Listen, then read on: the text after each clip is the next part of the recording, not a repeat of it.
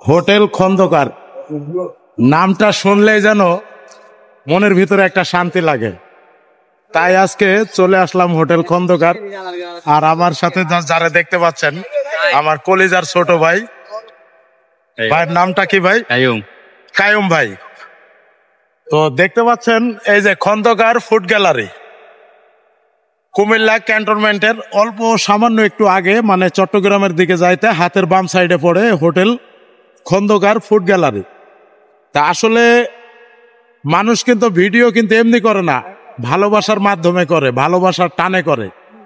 তো খন্দকার ফুড গ্যালারিতে আসেন, কিছু পান আর না পান, এই যে আমাদের হোটেল স্টাফ বাইরে আছে না, কায়ুম বাইরে আছে না, প্রত্যেকটা স্টাফের সাথে যে ব্যবহারটা পাইবেন, যে ভালোবাসাটা পাইবেন, এতেই মনে করেন আপনার আত্মাটা শান্তি, মনটার ভিতরে শান্তি।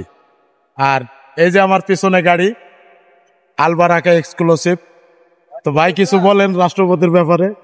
ইনশাল্লাহ আমি চাই যে সবাই একটু আগেই আসেন আর একটু সাপোর্ট করেন, বড় ভাইকে একটু সাপোর্ট করেন, এটাই সবার কাছে কামনা রয়ে গেল। আর পরিবহন সেক্টরে আমার প্রত্যেকটা কলিজার ভাইকে আহ্বান করলাম হোটেল খন্দকার ফুড গ্যালারিতে আপনারা আসবেন।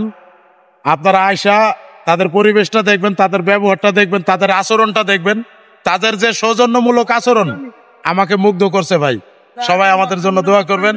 আসসালামু আলাইকুম।